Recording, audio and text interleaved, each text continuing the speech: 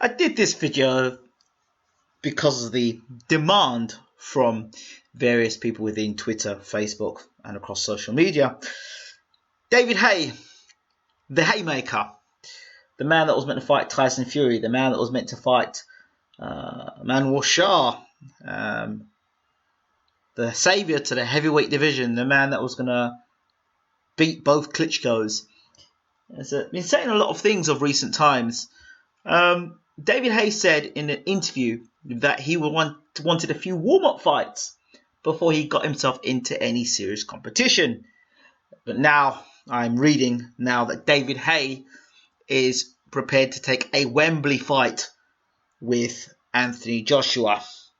Now, unless David Haye has taken one too many punches to the head, or during sparring got clipped with a punch by Deontay Wilder that we don't know about, and has sent David's mind sort of like scrambled, it would be ill-advisable for David Haye to be getting back in the ring against Anthony Joshua.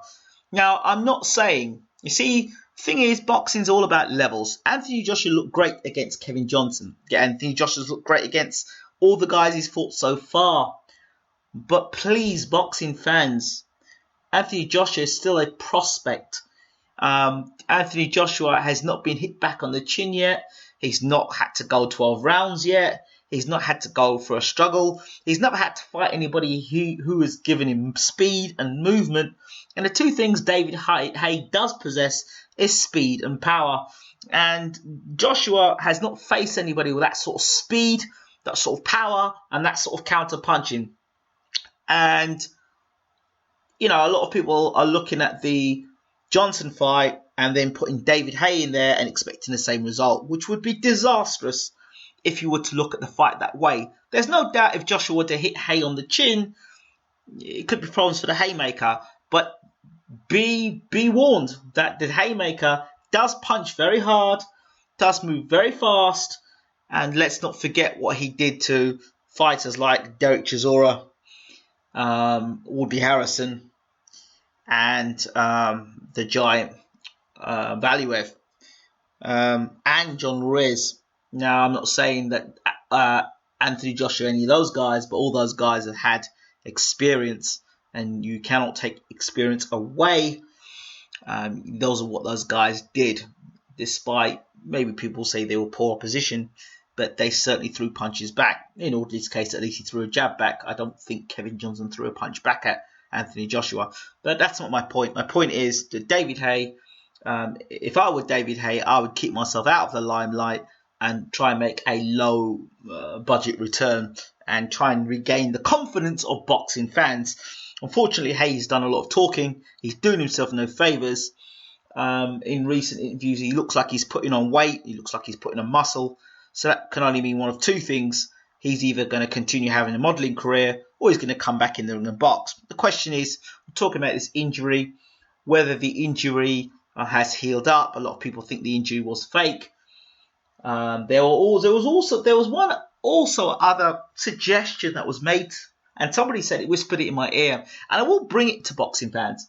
And one boxing fan said to me, you know what, the David Haye, he's definitely on some substance there, some PEDs, and the reason why Haye's been away from boxing for so long is that he was a possibility he may have got caught. So what he did was pull himself away from the sport for the period of time that he did, so he couldn't get caught, and the stuff wouldn't show up in his system. I thought that was rubbish personally, but, you know, there's no smoke without fire. What I do know is that David Haye is making a mockery of himself and anything that he's doing in boxing. Yes, it would be great to have the Haymaker back in boxing, but David Haye has got to restore the confidence of the fans because his fan base is what pays his wages, and I don't think fans can be teased any longer about his comebacks. I thought he was going to come back in 2014 in November. That never happened. Something is stopping David Haye from coming back, whether it's contracts falling through, fights not materializing, or things being announced when they shouldn't be announced, and David Haye having to change plans and tactics. At one point, I believe him and Tarver went to fight in Dubai. There was a fight between David Haye and Povetkin, and that was meant to happen as well. So you've got to ask yourself the question, why are these fights not materializing? Is it David Haye priced himself out? Why did Adam Booth leave David Haye? Why is David Haye seem almost like he's out on his own, doing his own thing now, and he just doesn't seem to be able to make any contacts? You think to yourself, someone like Al Heyman would have basically signed David Haye up in a heartbeat. He's a guy that has got charisma. He knows how to talk. He certainly can fight. Former world champion. They're blatantly a good signing by Heyman, but maybe Haye wants to have complete control of his career, and he doesn't want to be dictated to by someone like Al Heyman, which probably would put him in fights that he doesn't want. David Haye has been done very well so far within the heavyweight division, not to get hit too hard, too often. In the Klitschko fight, he got hit a few times, but I just feel now if David Haye comes back now, and he comes back, he's coming back to get knocked out. That's my belief. I don't believe the Haymaker would have got any better in the last 3 years where he's been out. I don't believe you're going to see anything greater from David Haye unless he's been working with a trainer to work on an inside game. So therefore, I don't know what people are expecting of David Haye. He's exciting, but I just wonder now whether he's got the hunger and the desire to be heavyweight champion of the world again. It's one thing saying it. It's another thing having to get back in the gym, do the training, do the hard graft, fight and take punches is a different thing altogether. And, you can always live off past glories, and you can live off what you did in the past. And there's always a possibility that if you get back in the ring, you might not be as good as you were before. And we still don't know. Those sparring sessions he had with Deontay Wilder, we don't know the B side of that story. We know that David looked great in sparring, according to those videos, or that video. But we don't know if David was knocked out brutally in sparring. We don't know that. Or we don't know if that's had any effect on his confidence as a heavyweight fighter. People say, well, that doesn't matter. Well, maybe it does. I don't know. But there's surely something not right. One of the most exciting fighters in the heavyweight division and charismatic fighters, you would have thought now America would have been the perfect time for Haye to launch his career now in the new chapter of the savior of the heavyweight division. But it seems to be going horribly wrong. And yet again, another newspaper article, this time lining him up with Anthony Joshua. Does Haye just want to keep his name in the lights? Does he want to keep teasing the fans? Is somebody making some horrible PR gaffes? Or is it the fact that the Haymaker is seriously considering taking on Anthony Joshua in a Wembley fight, and these announcements are just to see whether the public would be interested? To me, David, avoid the Joshua fight as a comeback fight. Take some low-key fights on the undercard. Build the confidence back in the fans that believe that you're going to actually turn up to fights and fight.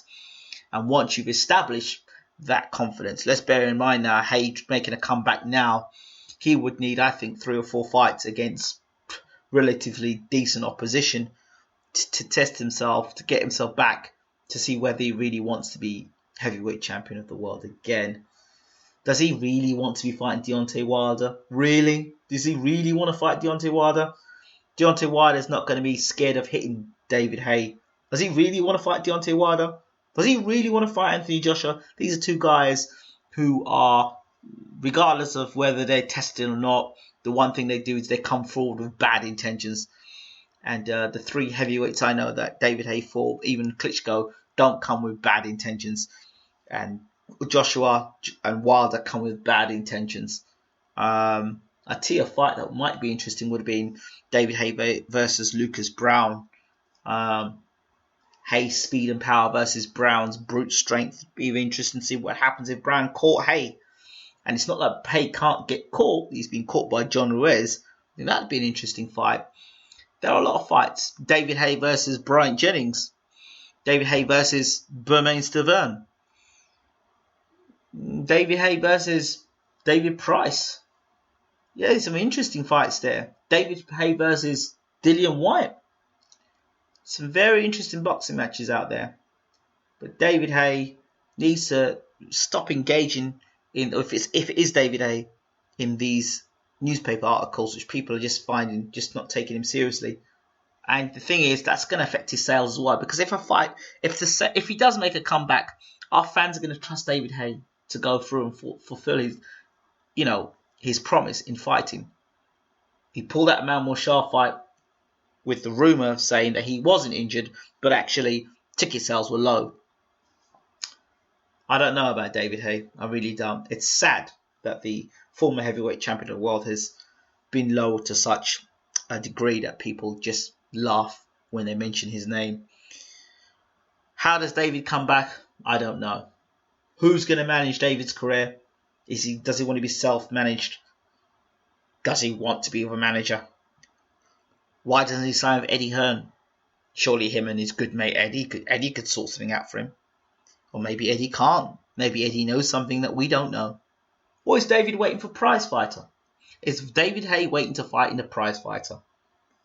And maybe going down the Audley Harrison route? I don't know. Let me know what you guys think. I'm out.